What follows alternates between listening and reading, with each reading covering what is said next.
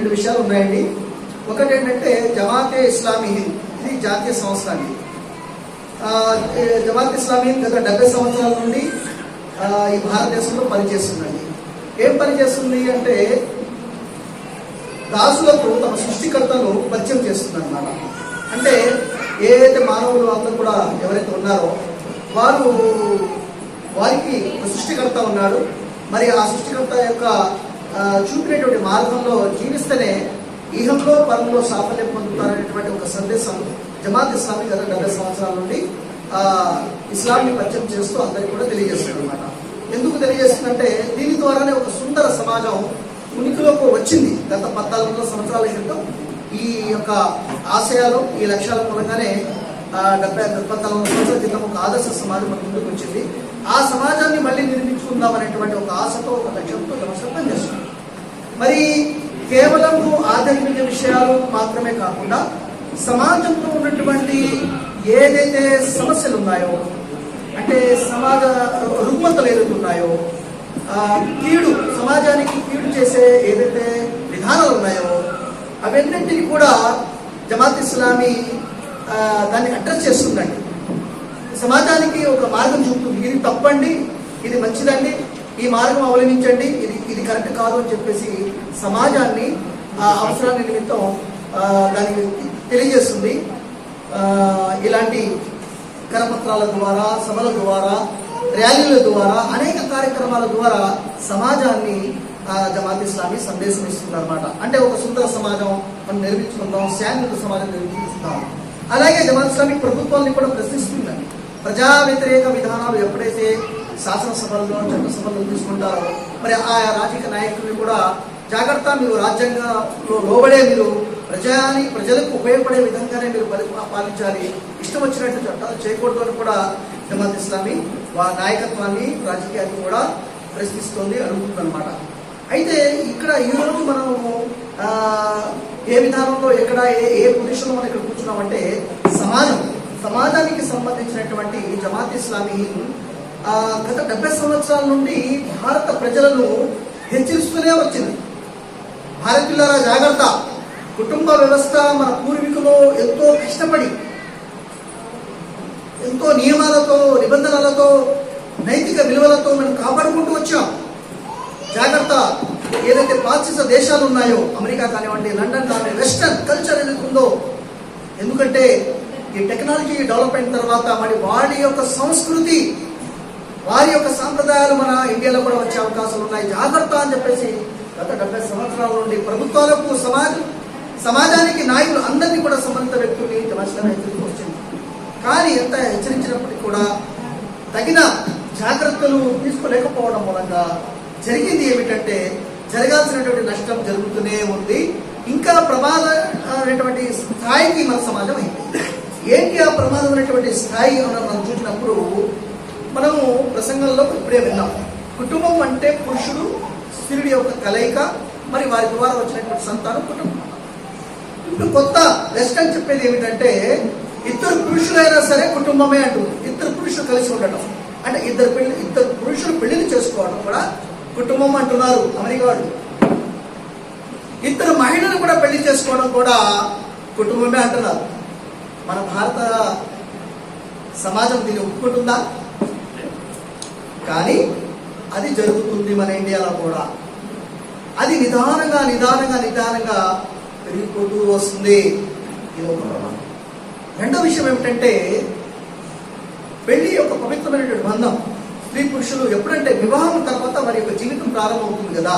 అలా కాకుండా డేటింగ్ అనేటువంటి పేరుతో, సహజీవనం అనేటువంటి పేరుతో ముందు సహజీవనం, డేటింగ్ చేద్దాం, ఆ తర్వాత ఇష్టమైతే అప్పుడు పెళ్లి చేసుకుందాం అనేటువంటి ఒక సంస్కృతి కూడా వచ్చేసింది. అది ఎలా వినడానికి చాలా బాగుంటుంది. Boy friends, girl friends and culture అన్నమాట.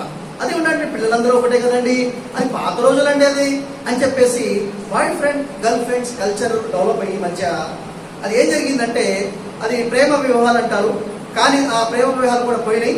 అది పోయి ఏం చేశారంటే జస్ట్ మనము డేటింగ్ అన్నారు, సహజీవనం అన్నారు, నచ్చితే పెళ్లిలు ఎత్తలేదు అని చెప్పేసి ఆ యొక్క బాయ్ ఫ్రెండ్స్, ఆ తర్వాత ప్రేమ వివాహాలు, ఆ తర్వాత డేటింగ్ ఇప్పుడు నడుస్తుంది. ఇప్పుడు డేటింగ్ కూడా పోతుందండి. అంటే పెళ్లి కోసం డేటింగ్ అన్నారు, అసలు పెళ్లిపోయిందండి. ఇప్పుడు ఎవరైతే సమాజాన్ని దగ్గరకు చూస్తున్నారో వారు చెప్పే మేధావుల యొక్క మాట ఏంటంటే, రాను రాను ఈ ప్రజల్లో, ఈ యువకుల్లో, యువకుల్లో తెలిసింది ఏంటంటే, ఈ పెళ్లి వద్దు, పెళ్లి అసలు వద్దు, ఈ తాళి కట్టడము, ఈ వివాహం చేసుకోవడం ఇది వద్దు. ఎందుకండి ఈ భారం, ఎంజాయ్ చేద్దాం అంతే, ఇష్టమైతే కలుసుకుందాం, లేకపోతే ఎవరి దారి వారు అనేటువంటి పెళ్లి వద్దు నానా అని చెప్పేసి అనేటువంటి స్థాయికి వచ్చాం. ఒక కారణం ఏమిటంటే, కెరియర్లో సెట్ అవ్వాలనేటువంటి ఒక ఆశతో ఇది ప్రారంభమైంది. మంచిదే, ఒక సెట్ అయిన తర్వాత ఒక జాబ్ ఎంజాయ్ చేసాం. కానీ మనిషికి వయసు వచ్చిన తర్వాత అతనికి సహజమైన కోరికలు ఉంటాయి. అతను దాన్ని ఆపుకోలేక దాన్ని తీర్చుకోవడానికి అది మహిళ, అది యువతి అయినా యువకుడైనా వాడు అక్రమమైనటువంటి కలయిక రావడం మూలంగా వాడు కొన్ని నాళ్ళు ఇలాగే ఉంటే సరిపోతుంది కదా, మళ్ళీ పెళ్ళి ఏంటి?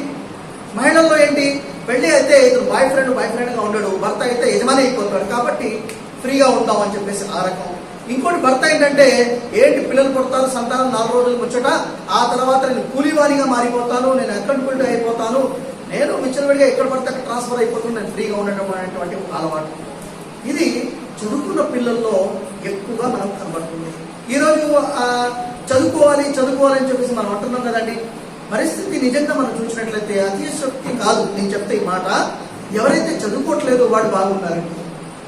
ఎవరైతే ఎక్కువగా చదువుకుంటున్నారో వారి పరిస్థితి దారుణంగా ఉంది అనేటువంటి, అంటే అందరు కాదు, ఎక్కువ శాతం అలా ఉందని చెప్పేసి కూడా ఈ తీవ్రమైనటువంటి పరిస్థితిని మనం పట్టించుకోకుండా ఉన్నట్లయితే, అది ఎక్కడో అమెరికాలో లండన్లో జరిగిందండి, మనకు కాదు అని చెప్తే ఉంటుంది. ఇంతకుముందు అద్దెకి ఇంటికి వచ్చినప్పుడు భార్య భర్తలు వస్తేనే మనం ఇచ్చేవాళ్ళం కదా. మీ అమ్మ నీకు పెళ్ళి అయిందా అని చెప్పేసి, అంటే అబ్బాయి నీకు పెళ్ళి అయిందా అని చెప్పేసి, నీ భార్యను తీసుకురా అని చెప్పేసి అప్పుడు అద్దెకి ఇచ్చేవాళ్ళం. అసలు వాళ్ళు ఎవరో తెలియదంటే వాళ్ళు ఉంటారు.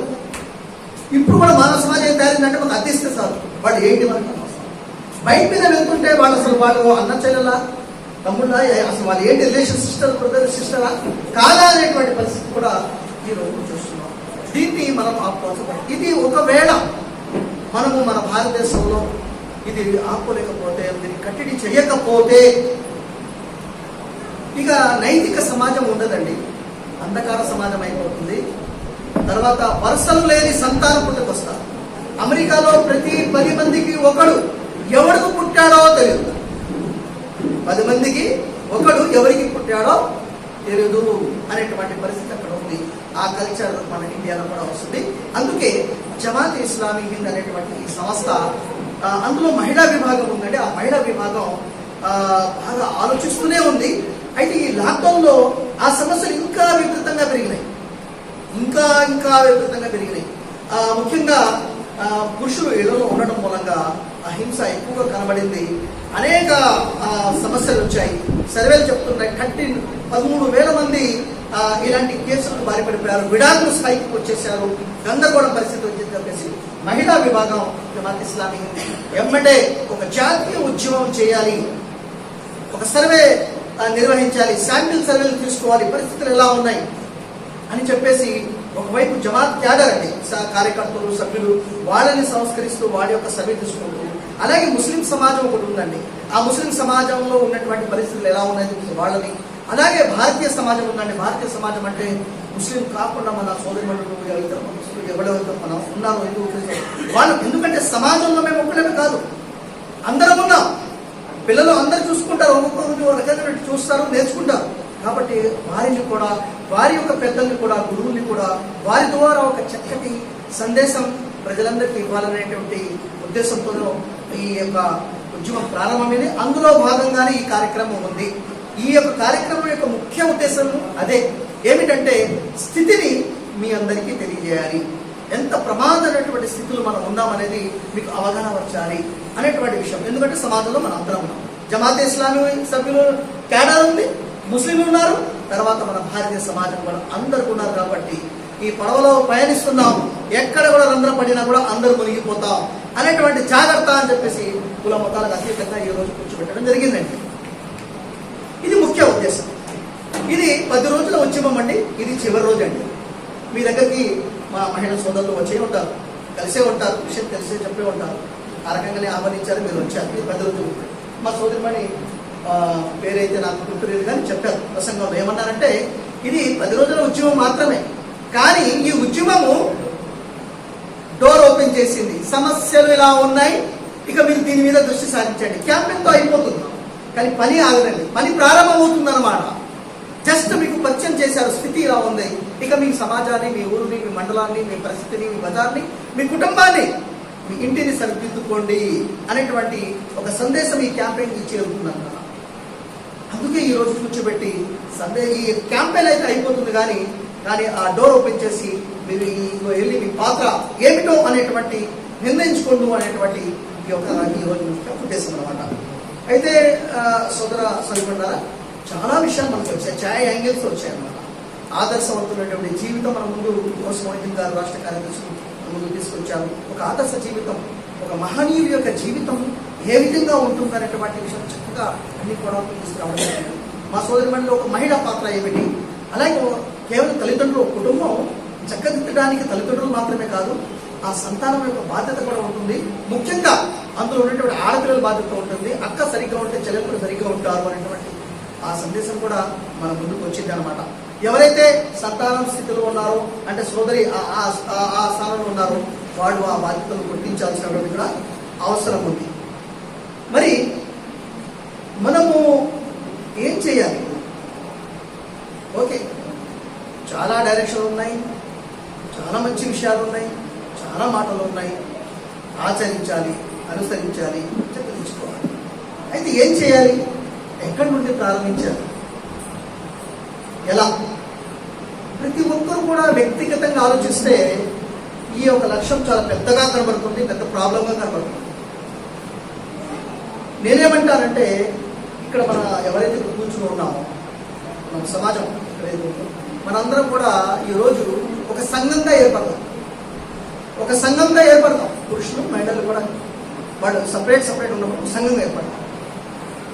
ఈ ఊరు ఊరు పేరు ఏంటంటే అనంతపురం. అనంతపురంకి ఒక సంఘం. ఈ సంఘం ఏం చేస్తుందంటే, సమస్యలు ఎక్కడ ఉన్నాయి తెలుసుకుంటుంది, ఆ సమస్యలు పరిష్కరించడానికి కృషి చేస్తుంది. వారి వల్ల అయితే వారి వల్ల చేస్తుంది, వారి వల్ల కాకపోతే ఇంకా మన పై స్థాయి నుంచి ఎవరైనా తీసుకొచ్చి చేస్తే అనేటువంటి ఉంటుందా అనేటువంటి ఒక సంఘం. చేసుకుందామా లేదా? చేతులెత్తండి. ఈ క్యాంపెయిన్తో వదిలేద్దామా? క్యాంపెయిన్ల ద్వారా కుటుంబాలు సరిదిద్దుకుపోతాయండి. నిరంతరం కృషి చేయాలి కదా. అయితే మహిళల సోదరులందరూ కూడా ఒక సంఘం ఏర్పాటు చేసుకోండి. అలాగే మీరు కూడా ఉండండి. అందరం కలిసి ఈ సమస్యని అడ్రస్ చేద్దాం, దాన్ని పరిష్కరించే దిశగా ముందుకు వెళ్దాం. ఇప్పుడు నైతిక సంబంధించిన విషయాలు మాత్రమే చెప్పాను. వివాహాలు ఇలా జరుగుతున్నాయండి, ఆడపిల్లలు, మన పిల్లలు ఇలా ఈ రకంగా ఉన్నాయని చెప్పేసి అనుకున్నాను. న్యూ జనరేషన్ కోసం మాట్లాడుతున్నాం. ఆల్రెడీ పాత జనరేషన్ ఏదైతే ఉందో, అంటే తల్లిదండ్రులు ఎవరైతే ఉన్నారో, భార్యభర్తలు ఎవరైతే ఉన్నారో, ఈ రోజు వృద్ధాశ్రమాలు పెరుగుతున్నాయా తగ్గుతున్నాయా? అనంతపురంలో ఉందండి వృద్ధాశ్రమం ఉందా? ఎవరైనా వెళ్ళిన వాళ్ళు చేతులెత్తండి. వృద్ధాశ్రమం ఉంది అన్నారు, వెళ్ళిన వాళ్ళు ముగ్గురు. రైట్. అక్కడికి వెళ్తే ఒక విషయం క్లారిటీ ఉంటుంది. వారికి ఎవరు తల్లిదండ్రులు వృద్ధాశ్రమాలు ఉండటం మంచిదా, మంచిది కాదా? మంచిది కాదన్న వాళ్ళు చేతులెత్తండి. రైట్, వెరీ గుడ్, చాలా బాగుంది. అయితే అక్కడికి వెళ్తే మీకు ఒక విషయం అర్థం. అదేంటంటే, ఎవరైతే తల్లిదండ్రులు, ఎవరైతే వారి సంతానం లేరో, వారి పిల్లలు ఎవరో వారికి తెలియదు, చచ్చిపోయారో, ఏదో రకంగా వారి ట్రైన్ వచ్చిందో, ఆశ్రమం తెలియదు, వాళ్ళకు కూడా తెలియదు. వాళ్ళు ఉన్నారంటే దానికి ఒక అర్థం ఉంది. దాన్ని కూడా మేము సపోర్ట్ చేయకూడదు, అర్థం ఉంది. కానీ సంతానం ఉండి కూడా, పిల్లలు ఉండి కూడా, ముగ్గురు సంతానం, ఇద్దరు సంతానం, నలుగురు సంతానం ఉండి కూడా వాళ్ళు వృద్ధాశ్రమంలో ఉన్నారు. మొన్న ఒక చిన్న వీడియో నా ఫోన్లో ఉందండి, నా ఫోన్లో చూస్తారు. నాన్న ఏంటన్నా నువ్వు ఇక్కడ మాకు తీసుకొచ్చి పెట్టేసావేంటి నాన్న, అనాథాశ్రమంలో తీసుకొచ్చి పెట్టావేంటి నాన్న? చెప్పాను కదా నాన్న, నేను కొద్దిగా బిజీగా ఉంటాను అనేది అని చెప్పేసి ముందే మాట్లాడి తీసుకొచ్చాను కదా నాన్న. అవునన్నా, నువ్వు చెప్పినప్పుడు బాగానే అనిపించింది. ఇక్కడ వచ్చిన తర్వాత నీ అమ్మ నేను ఉండలేకపోతున్నాను నాన్న, నీ పిల్లలు చూడలేకుండా మేము ఉండలేకపోతున్నాను నాన్న. నేనేం చేయాలా నాన్నగారు? తమ్ముడు దగ్గర వెళ్ళండి అంటే, తమ్ముడిని ఫోన్ చేశాను నేను. ఫోన్ చేస్తే వాడు ఏమంటానంటే, ఫస్ట్ నుంచి నువ్వు పెద్దోడి దగ్గరే ఉంటున్నావు కాబట్టి మా ఆవిడ ఒప్పుకోవట్లేదు. మూడోవాడికి చెప్తే మూడోవాడు ఇంకోటి నాకు ఆర్థిక బాధలు ఉన్నాయని చెప్పేసి, మరి ఏంట్రా ఏం చేస్తావురా అంటే ఏం చేయాలన్నా నేను అంటే, అరే ఇంతేనేరా, ఎరా నేను పెంచి పోసింది గుర్తులేదురా నీకు అని రికార్డింగ్ రికార్డ్ ఉందండి, వాట్సాప్ చేస్తాను. ఈ దుస్థితి మనకు రాదనే గ్యారంటీ ఉందండి.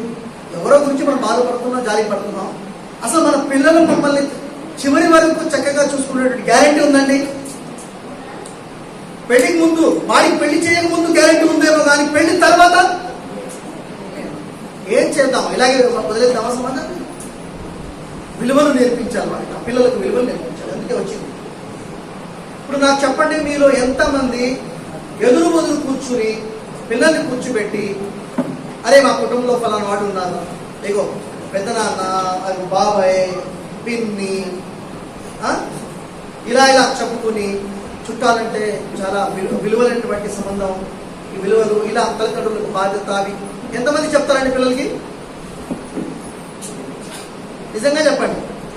మా దగ్గర ఉన్న సర్వే ఏంటంటే, చాలా ఓకే అల్హమ్దులిల్లాహ్, చాలా మంచిది. మా దగ్గర ఉన్న సర్వే ఏంటంటే, పిల్లలకి అసలు విలువలు నేర్పించట్లేదు అలా తల్లిదండ్రులు. ఈమె ఫోన్ తీసుకుని కూర్చుంటుంది, అతను ఆఫీస్కి వెళ్ళిపోతాడు, పిల్లలేమో స్కూల్కి వెళ్ళి వచ్చేస్తారు, వాళ్ళు మళ్ళీ ఫోన్ పట్టుకుంటారు, అంతే. అలా వెళ్ళిపోతుంటుంది అనమాట. పిన్ని ఎవరో తెలియదు, దానికి చుట్టాలు ఎవరో తెలియదు. ఎవరో వచ్చారనుకోండి, అరే రహీము, అరే రవి అని చెప్పేసి వచ్చాడనుకోండి, ఎవరైనా నాన్నతమ్ముడు, ఎవరు నాన్న అంటున్నాడు. పరిస్థితి ఏంటంటే, మనమే వాళ్ళని ఆ విధంగా ఒక స్థాయికి మనం పెంచుకుంటున్నాం. తర్వాత ఇంకోటి ఏం చేస్తున్నామంటే తప్పు, చుట్టాలకు వ్యతిరేకంగా, బంధువులను వ్యతిరేకంగా మనం ఆ పిల్లల ముందు మాట్లాడుకుంటాం. వాడు అలా చేశాడు, వాడు ఇలా చేశాడు, వాడు మాట్లాడకూడదు, వాడు పెళ్ళి మనం వెళ్ళకూడదు అనేటువంటి మాటలు వీళ్ళు భార్యాభర్తలు మాట్లాడుకున్నప్పుడు, వాడు చుట్టాలపై వాడికి మంచి అభిప్రాయం ఎందుకు ఉంటుందండి?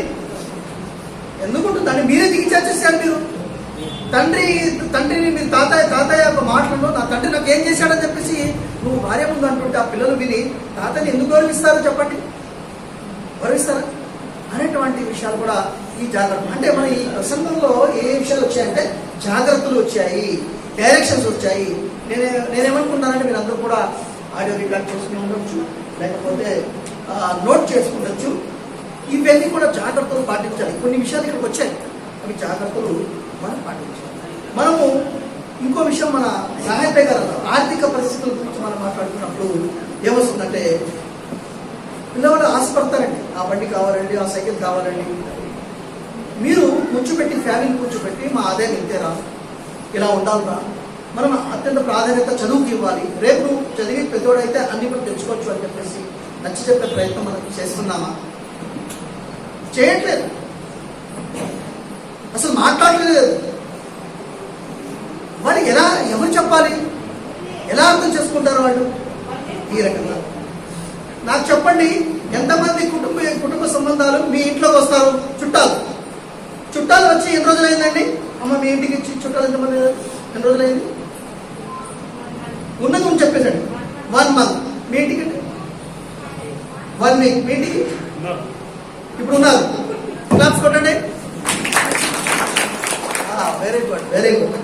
అయ్యా ఇంకెవరైనా చెప్పండి, నిజంగా చెప్పండి.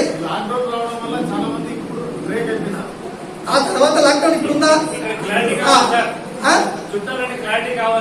చుట్టాలంటే అత్తమామలు కావచ్చు, ఏమండి, సొంత తల్లిదండ్రులు కావచ్చు, అలాగే రక్త సంబంధికుడు, అటైనా ఇటైనా. ఓకే, ఇప్పుడు పురుషులకు ఒక ప్రశ్న అండి. భార్య నేను అత్తగారి ఇంటికి వెళ్తానండి అని, మా అమ్మ ఇంటికి వెళ్తానని నేను చెప్పింది. ఈ విషయము భార్య ప్రశ్నల విషయమా, లేకపోతే మీ ఫ్యామిలీ విషయమా? ఫ్యామిలీ విషయమా?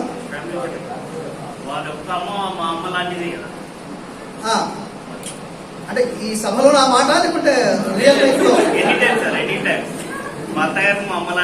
అంటే సంబంధాలు బాగున్నాయి, అన్ని చక్కగా ఇచ్చేసారేమో, అర్థం అవడం చెప్తున్నాను సార్. వర్క్ షాప్ లో ఉన్నాం కదా మనం, అదే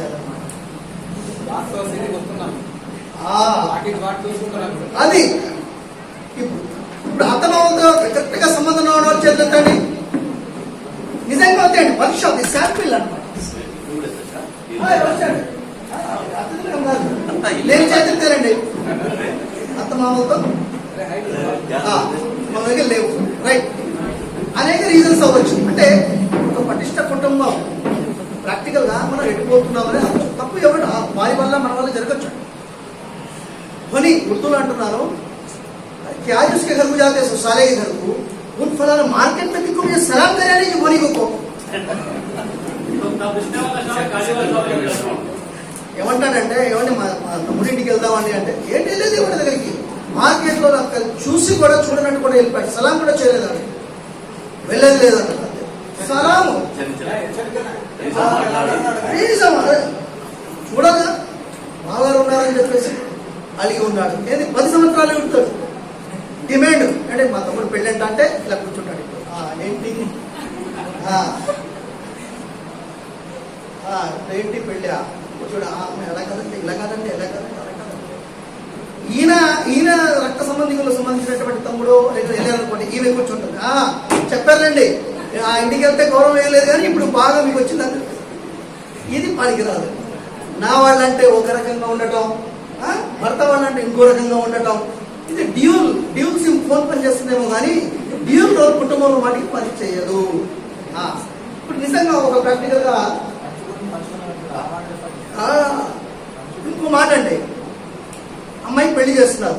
నిజంగా చెప్పాలమ్మా మహిళలు, అమ్మాయికి పెళ్లి చేసి పంపిస్తారు. అమ్మ నీకు కావాల్సినవి కూడా అవి కూడా కొనిపెట్టామండి, కొనిపెట్టాం, అది ఇది అమ్మ. ఏం చెప్తున్నాను, కౌన్సిలింగ్ ఏం ఇచ్చి పంపిస్తున్నాం ఆ పెళ్లి కూతురు.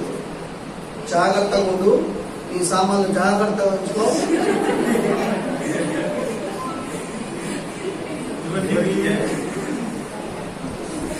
జాగ్రత్త, అంత ఫ్రెండ్షిప్ చేయకు. నువ్వు ఎలా కంట్రోల్ చేసుకుంటావు నీ భర్తని కట్ చేసుకొని సాధినంత వరకు నువ్వు బయటపడాలి. నీ లక్ష్యం ఇదే అని ఇక్కడ స్టాప్ అన్నమాట. ఇక్కడ సంసారమే ప్రారంభం లేదు. ఇది కౌన్సిలింగ్. ఆగుతండి.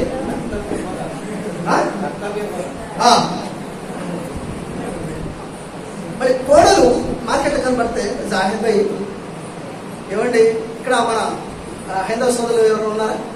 చేయటండి ఎవరు చేయించి పేరు చెప్పండి. ఎవరున్నారు ఏమండి? సరే ఎవరు ఉన్నారా? హిందూ సోదరులు ఉన్నారా? ఆ పేరు చెప్పండి సార్. ఏమండి? మురళి గారిని నేను కనపడ్డాను. కనపడి మురళి గారు మా ఇంటికి కోడలు వచ్చిందండి. అస్సలు చూడట్లేదండి, అసలు అత్తమామలండి గౌరవం ఉండాలండి, ఏం పట్టించుకోవట్లేదండి. ఎంతసేపు శరీరం ఇక్కడ ఉంది, ప్రాణం వాళ్ళ అమ్మగా ఇక్కడ ఉంది, ఎప్పుడు వెళ్ళిపోవాలండి. ఇప్పుడు ఏంటి పరిస్థితి? అలాగే మా మహిళా సోదరు కూడా ఉంటారు. ఏమండి గొడవలు ఎలా ఉందండి అంటే ఏం చెప్తామండి, ఏం చెప్తాం చెప్పండి. ఈ రోజు పిల్లలు ఎలా ఉన్నారు? మా వాడు అయిపోయాడు సిలిండర్ అయిపోయాడండి అని అంటాం. ఏంటి అంటే గోడలేమో బంగారంగా రావాలి, చక్కగా మర్యాదలు చేయాలి, ఇక్కడే ఉండాలి, సేవలన్నీ చేయాలి, బాగుంది. అమ్మాయి పంపించేటప్పుడు జాగ్రత్త, నువ్వు బయటకు వచ్చేయాలి. అమ్మాయికేమో ఒక రోజు, అమ్మాయిని పంపించేటప్పుడు ఒక పాఠం. కోడలు ఎలా మనం ఆశిస్తున్నాం, మమ్మల్ని చక్కగా బాధ్యతగా ఉండాలి, అలా ఉండాలి, ఇలా ఉండాలి అని చెప్పేసి అన్ని నియమాలు మేము పెట్టుకున్నాం. అంటే ఆ అమ్మ కూడా మీరు చెప్పినట్టుగా పంపిస్తుంది కదా. అక్కడ మీరు అత్త అండి, ఆ కోడలికి తల్లి ఉందిగా, ఆ తల్లి కూడా అదే చెప్తుంది కదా, ఆ విషయం చెప్పి పంపిస్తుంది కదా. అంటే మనము కోడలతో ఒకటి ఆశిస్తున్నాం, బిడ్డను పంపించేటప్పుడు ఇంకోటి పంపిస్తున్నాం. మరి ఎటు వెళ్తుందండి? మీరు మారండి. ఇది అవసరం. ఇప్పుడు ఈ మాటలు చెప్పుకోవాలా వద్దా? అసలు చర్చ జరగాలా వద్దా? జమాత్ ఇస్లామీ ఈ రోజు నుంచి ఆ చర్చలు ప్రారంభించింది. ఇప్పుడు సంఘం ఏదైతే ఏర్పడుతుందో ఆ సంఘం చర్చ చేయాలి, వెళ్ళాలి. మీరు అప్పుడే ఆదర్శంగా కేవలం మాట్లాడుకుంటే అవుతాడు. ముందు మాట్లాడుకోవాలి, చర్చ చేయాలి, ప్రాక్టికల్గా వెళ్ళాలి. ఆ రకమైనటువంటి ఉన్నప్పుడే ఉత్తమ సమాజంగా అవకాశాలు కూడా మనకు ఉన్నాయి. తర్వాత అనేక విషయాలు మన ముందుకు వచ్చాయి, కొన్ని జాగ్రత్తలు మనం తీసుకోవాలనేటువంటి కారణం. అయితే ఇప్పుడు చివరిగా నేను చెప్పేది ఏమిటంటే, జమాత్ ఇస్లామీ హింద్ ఆధ్యాత్మిక విషయాలతో పాటు సమాజంలో జరుగుతున్నటువంటి ఏదైతే రుగ్మతలు ఉన్నాయో, ఏదైతే సమస్యలు ఉన్నాయో దాన్ని పరిష్కరించడానికి మతాలకు అతీతంగా తన బోధనలు, ఇస్లామీయ బోధనలు చెప్పినప్పటికీ మానవత్వంతో ముందుకు వచ్చి పరిష్కరించడానికి సిద్ధంగా ఉందన్నమాట. క్రైస్తవులైనా, హిందువులైనా, ముస్లింలైనా ఎవరు కూడా ఇద్దరు ఆడపిల్లలు పెళ్లి చేసుకుంటారంటే ఇది ఇది ఇది సమాజం కాదు. అలాగే కాబట్టి ఏ విషయాలైతే క్రైస్తవ, హైందవ, ముస్లిం సోదరులు అందరికీ సమస్య ఒకటే ఏదైతే ఉందో అందరూ కలిసి దాన్ని ఫైట్ చేద్దాం. ఇదే సంఘం ఈరోజు ఏర్పడాలి. పురుషుల్లో జరగాలి. కోర్టులకు వెళ్ళిపోతున్నారు, స్టేషన్కి వెళ్తున్నారు. సెటిల్స్ అది మాటలతో సర్ది పెట్టే విషయాన్ని దాన్ని పెద్ద చేసి వాళ్ళ ఇద్దరి మధ్య డబ్బులు తీసుకొని వ్యాపారంగా మార్చుకున్నారు. ఈ దౌర్భాగ్య పరిస్థితి. భార్య భర్త గొడవలను ఆదాయ మార్గం చేసుకున్నారు. ఇది నోట్ చేయండి మీరు. ఆదాయ మార్గం లక్షలు సంపాదిస్తున్నారు. ఎందుకంటే మనలాంటి వాడు సమాజంలో ఉన్న కుటుంబంలో పరిస్థితి ఏంటి, రండి ఈ సెంటర్కి మాట్లాడదాం అని చెప్పేసి అటు ఇటు మన జాయిబే చెప్పారు. చిన్న విషయం అంట. ఏంటంట, భార్య ఒక ఛానల్ చూస్తుందంట, భర్త మరొక ఛానల్ చూడాలంట. ఇద్దరి మధ్య ఛానల్ మార్చడంలో గొడవ వచ్చి విడాకుల వరకు చెప్పారు. ఒకటి ఇలా అనేక రకాల సమస్యలు.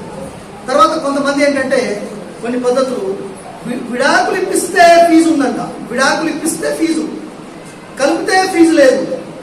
ఇప్పుడు ఆ మధ్యవర్తి కలపడానికి ప్రయత్నిస్తాడా, విడగొట్టడానికి ప్రయత్నిస్తాడా చెప్పండి నాకు.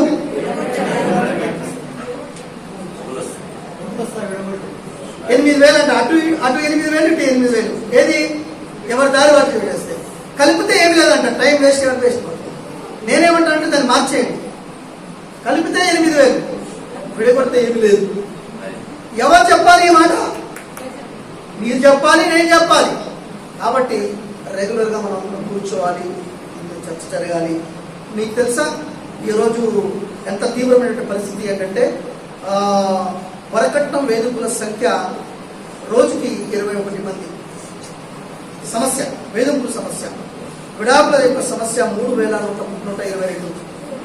వృద్ధాశ్రమాల సంఖ్య 728. ఆస్తి వివాదాలు 66%. నాన్న క్లారిటీ ఇచ్చే, నాన్న తమ్ముడికి ఎంత వస్తుందో, చెల్లెకి ఎంత వస్తుందో క్లారిటీ చేయంటాడు. నేను ఇప్పుడు చేయరా అని చెప్పి ఉండిపెట్టి కూర్చుంటాడు. అలాగే ముసలి చనిపోతాడు, తగాదాలు ఇస్తాడు. రాసి పెట్టండి సార్, మీరు ఇవ్వండి, నా తదనంతరం అని పెట్టండి మీరు. లేకపోతే ఎవరు చూడకపోతే నాకు కూడా ఇది ఆస్తి ఉందని చెప్పేసి మీ కింద రాసుకోండి. లేకపోతే సలహాలు. అసలు మెయిన్ ఏంటంటే కౌన్సిలింగ్ సెంటర్స్ లేవండి. బ్యూటీ పార్లర్ ఉంది, వైన్ షాప్ ఉంది, అన్నీ ఉన్నాయి. ఫంక్షన్ హాల్స్ ఉన్నాయి, పెళ్లి వేదికలు ఉన్నాయి. కరెక్ట్. ఇప్పుడు కారు ఒకటి వచ్చిందండి, కొత్త కారు. ఏమంటే స్కూటర్లు ఉన్నాయి, కొత్త కార్లు ఉన్నాయి, బండి వచ్చింది, వెహికల్ వచ్చింది. వెహికల్ వచ్చిన తర్వాత సర్వీసింగ్ సెంటర్ ఉందా లేదా? ఇప్పుడు నేను ఒక ఫోన్ కొంటానండి, అయ్యా ఫోన్ కొనేసాను, బాగుంది, కరెక్టే. నాకు రిపేర్ వస్తే సర్వీసింగ్ సెంటర్ ఉందా అంటే లేదంటే కొంటారా? కార్ అయినా ఏదైనా సరే కొంటారా? మళ్ళీ పెళ్ళైపోయిన తర్వాత గొడవలు వస్తే పరిష్కారం అనేటువంటి వేదిక ఉందా? ఎందుకు ఆలోచించట్లేదు మనకి? ఎవరి బాధ్యత ఇది? ఎందుకు ఉండదు? మనందరం అనంతపురులందరూ కూడా కలిసి కౌన్సిలింగ్ సెంటర్ ఉండాలి, ఉత్తములు ఉండాలి. అక్కడ మంచి లాయర్ ఇద్దరు పెట్టుకుందాం, ఇద్దరు డాక్టర్లు పెట్టుకుందాం, ఇద్దరు కౌన్సిలర్లు పెట్టుకుందాం. సమస్యలను పరిష్కరించే పెద్ద మనసులు చేసే వాళ్ళను ఇద్దరు పెట్టుకుందాం, మత పెద్దలు పెట్టుకుందాం. క్రైస్తవులు ఇద్దరు నుంచి, ముస్లింలు ఇద్దరు నుంచి ఒక ఏర్పాటు చేసి వారంలో 3 రోజులు ఈ బాడీ ఉంటుంది. ఏ సమస్య వచ్చినప్పటికీ కూడా మా దగ్గర రాండి అని చెప్పేసి అతను చెప్పి ఇంటర్నెట్ చెప్పి మన సాయిబాబా దగ్గరికి అక్కడ కౌన్సిలింగ్ సెంటర్ ఉందండి, అక్కడికి వచ్చి అసలు భార్యతో గొడవే కదా అది. అసలు ఆమె విడాకులు ఇప్పించండి, మీరు ఇంకో మాట్లాడద్దు అని చెప్పి ఈయన కూడా ఆమె వద్దండి. ఎంతో వాడు మెచ్చుకొని పెళ్లి చేసినటువంటి జంట. ఎవరు విలనని మనం చూసినట్లయితే అటువంటి మనం చూస్తే కుమారుడు యొక్క తండ్రి మామయ్య ఎలా పిలుస్తాడంట? ఒక నౌకరాని ఇలా పిలుస్తాడంట. రావేట, ఐ థింక్ సాఫ్ట్వేర్ ఇంజనీర్ అమ్మాయి, ఎంతో గౌరవంగా పడుతున్నటువంటి అమ్మాయి. లేబర్గా చూస్తాడంట, పిలుస్తాడంట. మళ్ళీ ఏం బాధపడుతున్నాడు? వచ్చి ఏమంటే నా కూడా నా మాట వినట్లేదు. ఎందుకు వినాలన్నా ఈ మాట ఎందుకు వినాలి? గౌరవంగా నువ్వు సేవ చేయించు, నీకు హక్కు లేదు. ఆమె భర్త కోసం ఉంది, అతను ఆమె భార్య కోసం నీదైనా రూల్స్ డిమాండ్ ఉంటే నీ భర్త నీ కుమారుడితో నువ్వు దాన్ని సాధించుకో. ఆమె బయట ఆమెతో మర్యాదగా తీసుకోని చెప్పేసి అనుకుంది. ఏడుస్తాడు, నా బిడ్డ కాకుండా పోతాడేమో, లాక్కుని వెళ్ళిపోతుందేమో. నువ్వు గౌరవించినప్పుడు ఆమె ఎందుకు ఈ అభద్రత భావం మూలంగా అనేక వ్యవహారాలు నడుస్తున్నాయి. చాలా విషయాలు ఉన్నాయి, చాలా విషయాలు పరిష్కారం చేసిన ఒకటే జమాతే ఇస్లామీలో టచ్లో ఉండండి. ఈ యొక్క సేవలను వినియోగించుకోండి. ఈ సెంటర్ ఉంది, ఇక్కడ నాయకులు ఉన్నారు, ఇక్కడ జాతీయ స్థాయి నాయకులు ఉన్నారు, రాష్ట్ర నాయకులు ఉన్నారు, తర్వాత అనేక విధాలుగా పనిచేస్తుంది. ఎంపీజే ఉంది, ఎఫ్డీసీఏ ఉంది, అలాగే మహిళా మోర్చా ఉంది, అలాగే అనేక వ్యవహారాలతో ఈ పని చేసుకొని పోతున్నాం. ఈ కేవలం ఇది మసీదు మాత్రమే కాదు, ఇది మీ సమస్యలను పరిష్కరించే దిశగా ఒక సెంటర్ కూడా మీరు గుర్తించింది. ఇది మీదే అని చెప్పేసి ఈరోజు మీకు స్పష్టంగా చెప్తున్నాను. ఇది మీది, ఇది మీ ఆస్తి. దీన్ని వినియోగించుకుంటారా లేకుంటే దాన్ని వదులుకుంటారా అనేది మీ ఆలోచన ఉంటుంది. కాబట్టి ఈ అవకాశం ఇచ్చినటువంటి పట్టణ జమాతే ఇస్లామీ కృతజ్ఞతలు తెలుపుకుంటున్నాను. మరి ఈ సభలో పాల్గొన్నటువంటి అందరూ కూడా ఈ అందరి సమస్య కాబట్టి ఇక్కడ ఉన్నటువంటి కొంతమంది అడ్డులు ఉన్నారు, పెళ్లి కూతుళ్ళు ఉన్నారు, పెళ్లి కుమారులు ఉన్నారు, అత్తమామలు ఉన్నారు, తల్లిదండ్రులు ఉన్నారు, ఫ్యామిలీ ఉంది. ఇక్కడ జాగ్రత్తగా మనము మసులుకుందాం. ఆదర్శవంతులనే మనం తీసుకొని ఆ రకంగా ముందుకెళ్ళడానికి ప్రయత్నిద్దాం. చెడు ఏదైతే సంస్కృతి మన ఇండియాలో వస్తుందో వచ్చేసిందో దాన్ని కాపాడుకుందాం. ఫోన్ల మీద నిఘా పెట్టండి, పిల్లలు ఏం చేస్తున్నారో నిఘా పెట్టండి. ఇంటర్నెట్ వాడుతుంటే డైనింగ్ హాల్లో, మెయిన్ హాల్లో అక్కడే కూర్చోబెట్టి వర్క్ చేసుకోమని చెప్పండి. ఏకాంతంగా కూర్చోబెట్టకండి, నిరీక్షణ చేయకండి. పిల్లలు ఎక్కడో కాదు చేతుల నుండి పాడైపోతారు. ఆ నిఘా ఉంచండి, బాధ్యత తీసుకోండి, ఆదర్శంగా ఉండండి, సదుపాయం తీసుకురండి. అలాగే ఒకవేళ మనకు డబ్బులు అవసరం ఉన్నప్పటికీ కూడా ఒక సంఘంలాగా మనం ఏర్పడినప్పుడు మరి అప్పు కూడా మనకు వడ్డీ లేని అప్పు కూడా దొరికే అవకాశాలు ఉంటాయి. ఒక బాడీ మనకు తయారైనప్పుడు పరస్పరం సహకారం ఉంటుంది. ఆ రకమైనటువంటి పథకాలు కూడా కొన్ని ఉన్నాయి. మేము కర్నూలులో మాట్లాడాం. ఎన్నో అంటే వాళ్ళకి ఆదాయ మార్గాలు చూపించే ప్లాన్స్ ఎన్నో ఉన్నాయి. 30 రూపాయలు పొదుపు నుంచి ఈ రోజు వాళ్ళు ₹1,00,000 వరకు ఆ స్థాయికి మహిళలు ఎదిగారు. ఎలా వెళ్ళారనేది మొత్తం మెకానిజం ఉంది. సహకరించుకుంటూ ముందుకు వెళ్తున్నారు. ఒకరినొకరు 10,000 అప్పు ఇచ్చే విధంగా కూడా ఆ రకంగా ముందుకు తీసుకెళ్ళినటువంటి మహిళలతో కూడా మేము మాట్లాడాం. చక్కగా ఒక సంఘంగా ఏర్పడినప్పుడు మరిన్ని పథకాలతో, మరిన్ని విషయాలతో మనం ఒక ఆదర్శవంతంగా తీర్చిదే ప్రయత్నం చేద్దాం. ఆ దేవుడు మమ్మల్ని అందరినీ కూడా ఆ విధంగా ఆశీర్వదించాలని కోరుకుంటూ నా యొక్క ప్రసంగాన్ని ముగిస్తున్నాను. వాఖరి